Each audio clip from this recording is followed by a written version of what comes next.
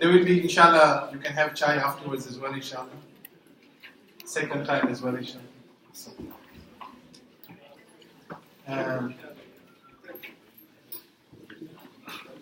Also, Sheikh spoke about questions, the quiz, the homework questions.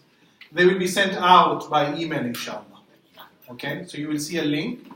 So, inshallah, we will be good students. And it will not be always as easy as this one. I will not repeat what she said. The other one is, so next week we will have classes. So please do come. Then after that there will be a break for Shazanabi, inshallah. So do turn out. It will be an easy questions, don't worry. Okay. We would like to apologize because of the upstairs, downstairs. We said to everyone to go upstairs because of the maid.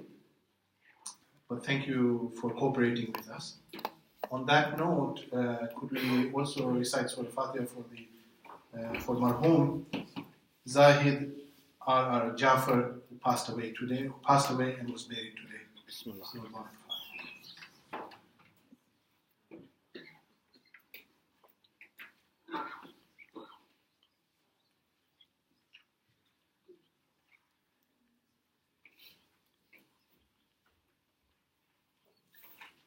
Let's recite Salawat.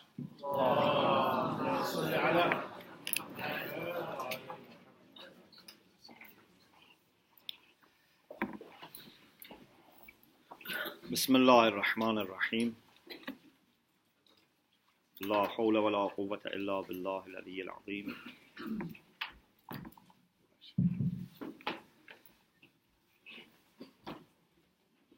Alhamdulillah Rabbil Alameen. وصلى الله على سيدنا ونبينا أبي القاسم المصطفى محمد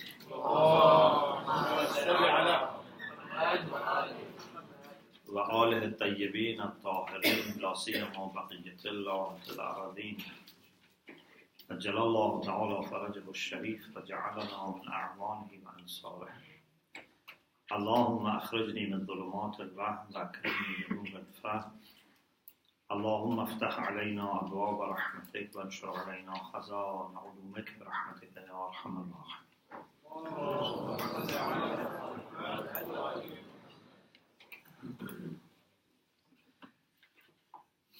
After talking about the significance of divine justice and the way it shapes our personal and social life, now there is a discussion in the book about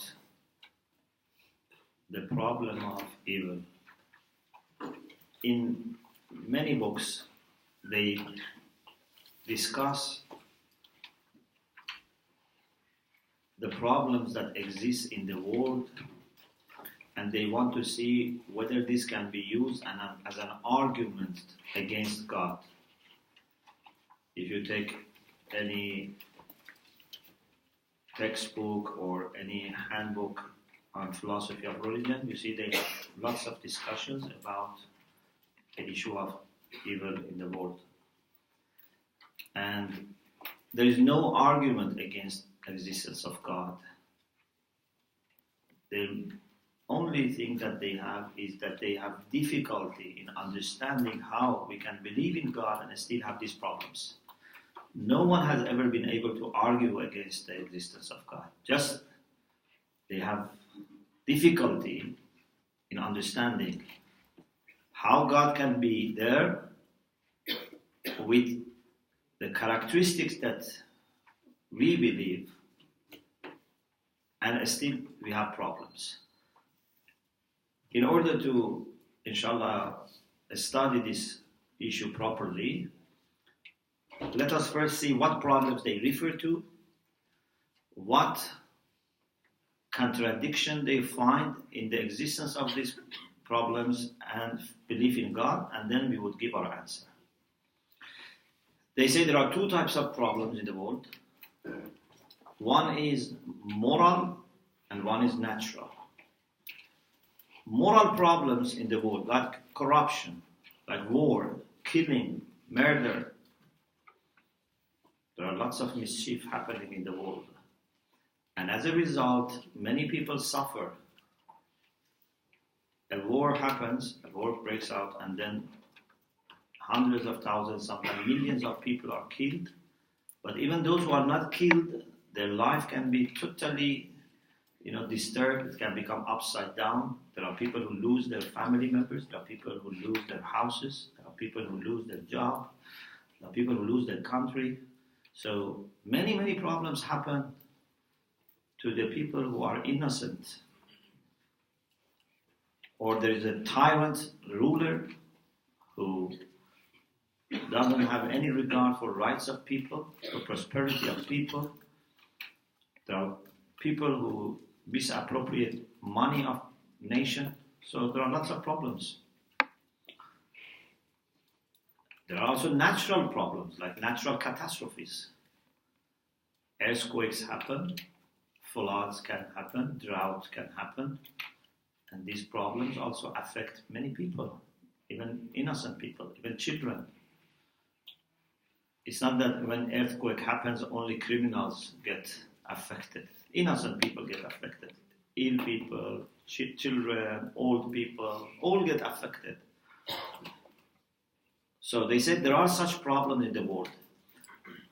Problems that are caused by human beings and problems which are caused by the law of the nature.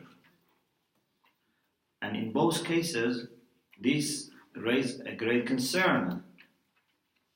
Why?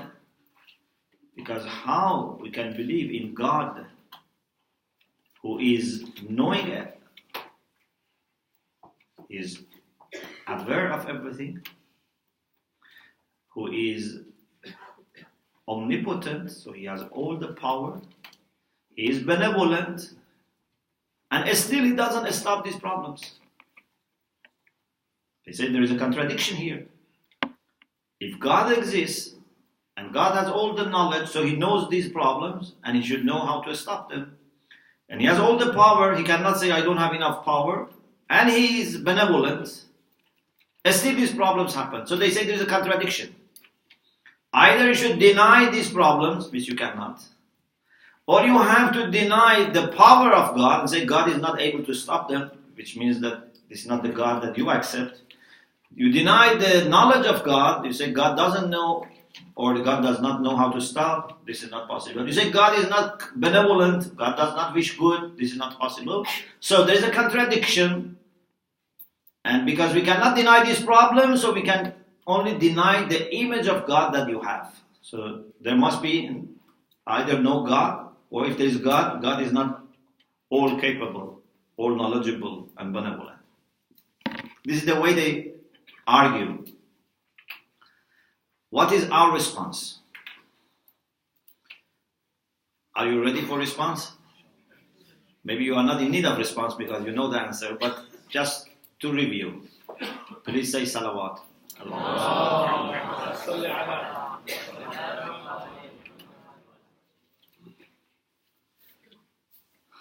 First of all,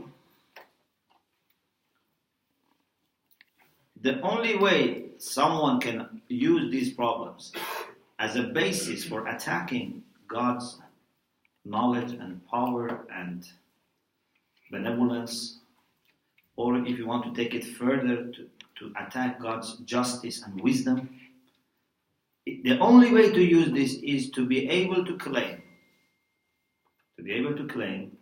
that I have complete knowledge of the world, and I know that nothing greater comes out of these problems. Imagine if someone is looking at, for example, human body and doesn't understand why we have eyebrow. He says, this is useless. Why God gave us this? You say, you don't know. Can you claim that you know everything about human being? And then you say there is no benefit in this? Now scientists tell us there are lots of benefits. Even in the things that, we may think are not necessary, there are lots of benefits in them. Someone looks at a painting, a design of a, for example, house. And he says, the architect has made a mistake. He shouldn't have put, for example, a staircase here. We say, can you be sure? Maybe it's a good question. You have all the right to ask questions, but you cannot say he made mistake, because maybe there are many things in the mind of the architect that you don't know. Maybe there was a reason that he had to put the staircase here. You can ask questions, but you cannot condemn. Sometimes people have very limited scope. For example, imagine if someone is making in the most expensive area in London a big, for example, building, like a hotel, like, I don't know, a college, and there are public washrooms there. Imagine if someone is just shown the map for the public washrooms, nothing else. He says there is a project to make these public washrooms, and this is the plan. Where? In the most expensive area of London. He says, are you mad? You are making public washrooms in the most expensive area of London? You can make it another place. They say, don't rush in judging. We are not just making this washroom. We are making something bigger, and this washroom is needed because we have a bigger plan. But if someone didn't know about this and was rushing, says, you are making a terrible mistake. You are investing in a wrong place. So, no one can deny the wisdom of God in His planning and running of the world, because no one can say, I know everything about the world. Anyone who says, I know everything about the world, we ask him, you don't know even enough about yourself. You don't know even enough about your family, let alone about the whole world. No scientist has ever claimed, no professor has ever claimed that I know everything about the world. Yes, people who are very ignorant, they may say we know everything, but everyone would laugh at them. So, my question is this. If anyone is in a position to say, I know everything about the world, and still I say God has some problems in His planning, then we say, okay, let's discuss. But first you have to prove that you know everything about the world. So, no one can claim this. Therefore, there is no reason that we should give up our idea about God when we have proved already that God exists and we have proved His qualities. We can be asking God questions, no problem. And God is not, displeased if you ask questions for understanding. But you cannot say, God, I don't accept what you do because I have no enough information. You had to tell me exactly everything. You had to give me all information. God says, how much capacity you have? Who you are to know everything? You can ask me questions, but don't expect me to check everything with you and give all the information to you. This doesn't make sense. So, first of all, we have to clarify this issue. No one is in a position to deny, to disprove wisdom of God, to disprove the benevolence of God. First. Second, no one has any right over God to claim. No one has any right over God. Sometimes I use this example. If someone comes to the room right now and says, I want to give some gifts to some people. So he gives to some people gifts, and to some people he doesn't give gifts. Can we question him? If someone comes and just arbitrarily gives to some people gifts, and to some people he doesn't give gifts, we cannot question him. We say, you are zalim. He said, this is my money. I want to give to some people. I look at people, whoever I like, I give him gift. We cannot question his justice. Or he says, for example, to those who I give gifts, I give different gifts. To someone I give a book, to someone I give a sandwich, to someone I give money. We cannot question his justice. Yes, we can ask him something. We cannot say you are zalim, but we can ask him, if you are a wise person, there must be a reason why you gave someone something and others you didn't give them anything. Then you gave different things to the people that you give them. There must be a reason. Could you explain to me? I know you are a wise person. So it's not a question of justice. You cannot say you are zalim. No, you can say, what is wisdom? Because I know everything that a wise person does has a reason. So the same is with God. If someone is given children and someone is not given children, he cannot say, God is zalim because he didn't give me children. God doesn't owe anyone anything. If someone is, I don't know, more intelligent than others, if someone is richer than others, if someone has a longer life than others, there is no way to question justice of God because no one has any right over God. God is giving us just gifts. We can say to God, oh Allah, I know that for every little thing that you do, you have a purpose. For every little thing that you do, you have a reason. I know that you don't treat equals unequally. I know that you don't treat unequals equally. So could you share with me the wisdom behind this? Why some people have children, why some people have no children? Could you please share with me some of your wisdom? Okay, this is a good question. But for sure, the person who asked this question would not expect he understands everything. And he would not expect that God gives him the answer right away. God says, okay, go to Jose, study 30, 40 years. Then maybe you understand some of my wisdom. Even those who spend all their life in learning, they cannot say that we know all the wisdom of God. Even the prophets cannot claim that they know everything about God's plan. Even Rasulullah is asked to say, Rabbi zidni ilman.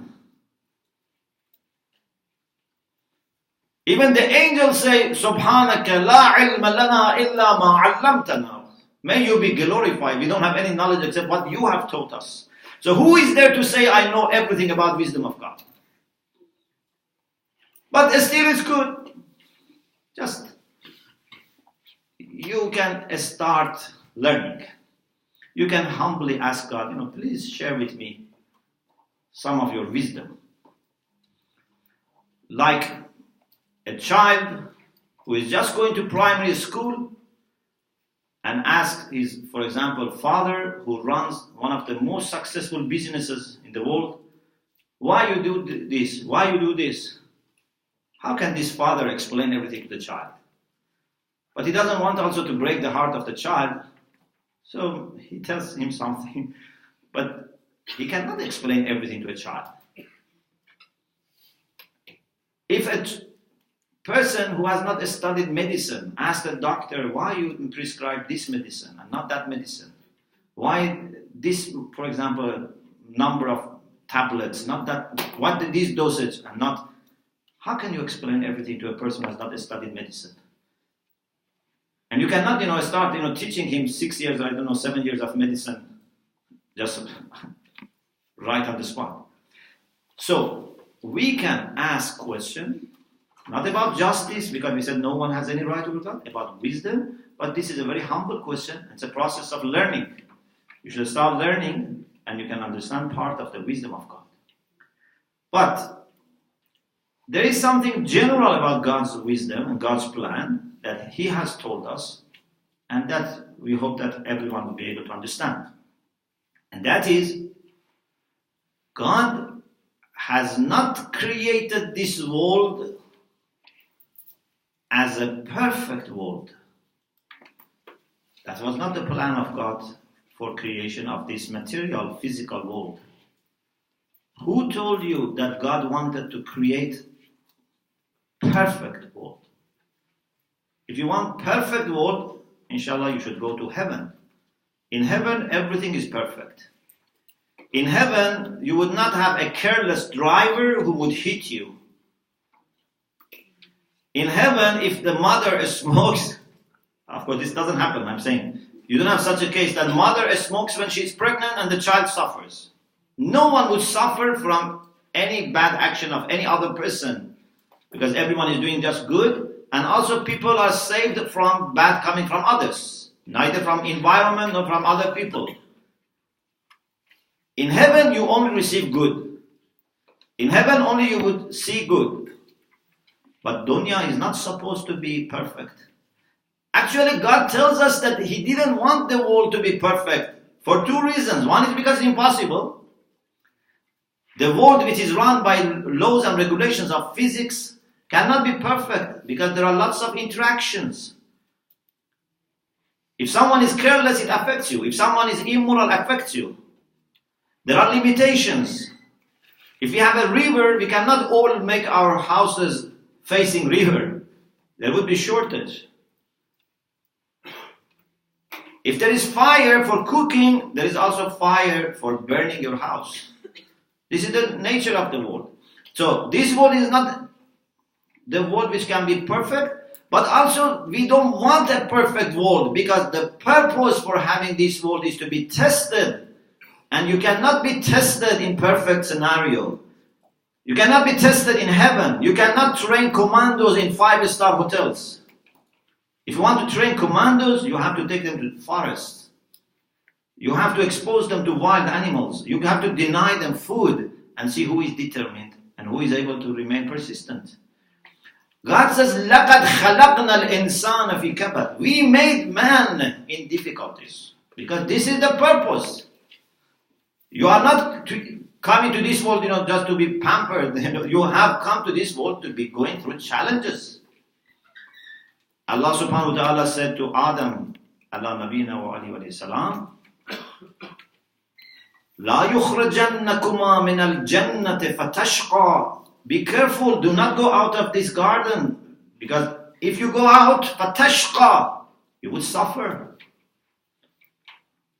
This world is a place of suffering, but in suffering you can learn. In suffering you can make progress.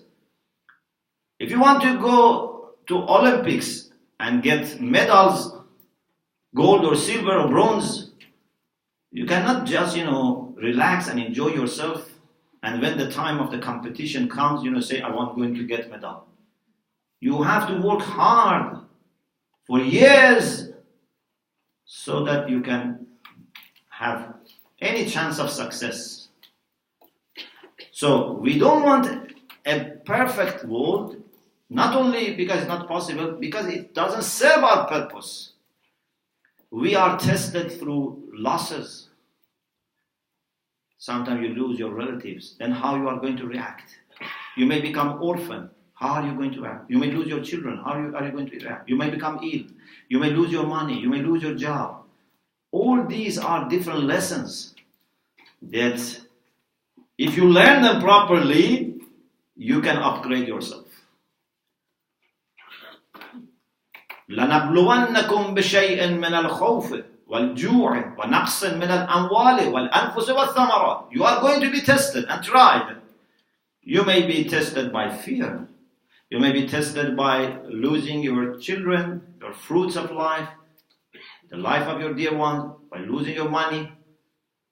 But if someone is able to go through all these challenges and come out with patience, وَبَشِّرَ الصَّابِرِينَ, then give them the good news that they have succeeded, they have passed all the tests. And this is general test. For awliyaullah, they have additional tests. We all go through tests. Sometimes you think, oh Allah, why in our community I am tested more than other people? Why everyone is okay? I have problem with my health. I have problem with my children. I have problem with money. Not knowing that everyone has his or her own problems. First of all, don't think you are exception.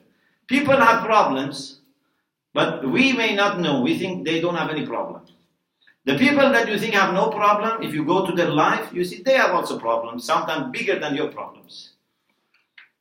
One of the People who used to be considered as a spiritual teacher in Tehran, he used to say that if people are asked to bring the problems into a plane, imagine we have a big plane, desert, and everyone brings his troubles, his difficulties, sufferings, and leaves it there. So you would have millions of people bringing their problems there. And then they are told, okay, now you choose which one you want to take. You can replace your problems. He said everyone would choose exactly the problems that he has. When he looks at the other people's problems, we say, okay, I want to take mine, I am used to this. I don't want to try anything else. So when you don't know about other people's problems, you think, oh, they are enjoying their life, and you are the only one who suffers. But this is not the case. Everyone is tested. And some people's test still has not maybe come, but it comes. لَتُغَرْبَلُنَّ غَرْبَلَةً.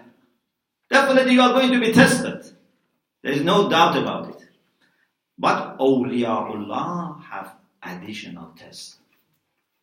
وَإِذِ ابْتَلَى إِبْرَاهِيمَ رَبُّهُ بِكَلِمَاتٍ.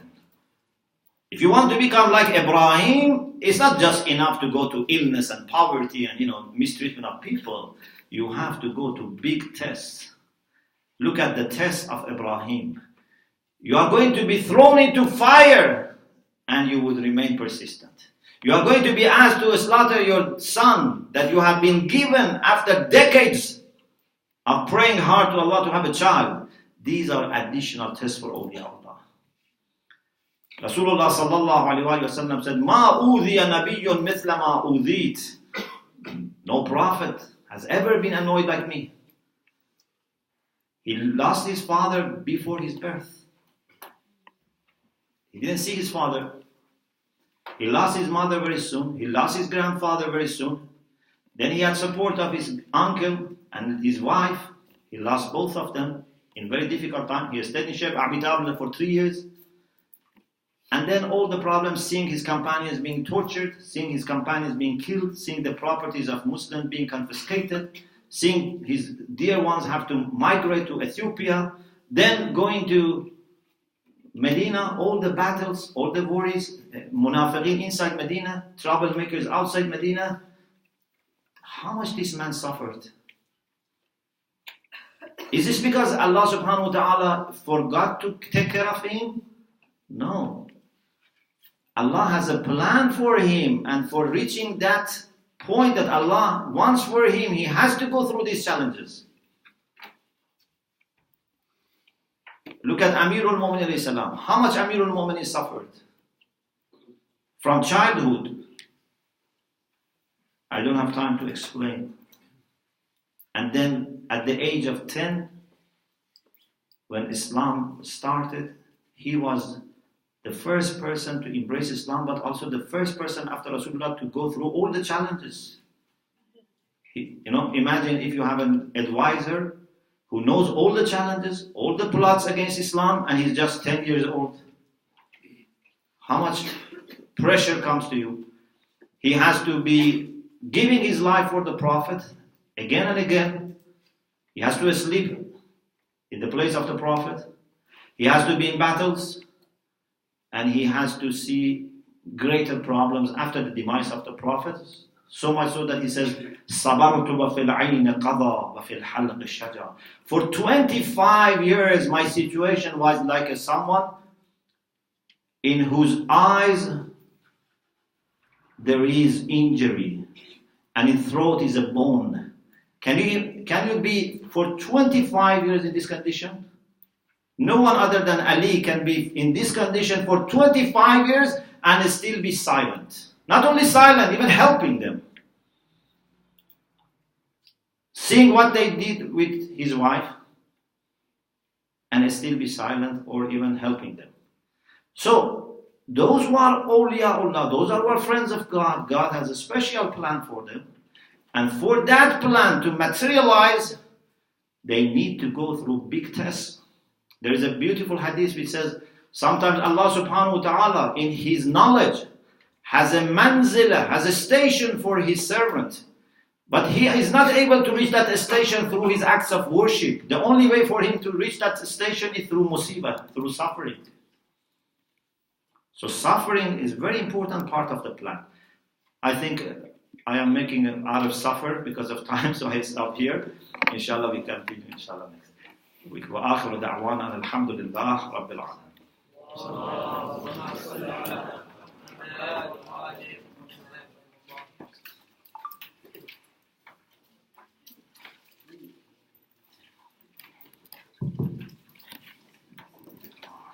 Please, Q&A starts now. If you have a question, please raise your hands.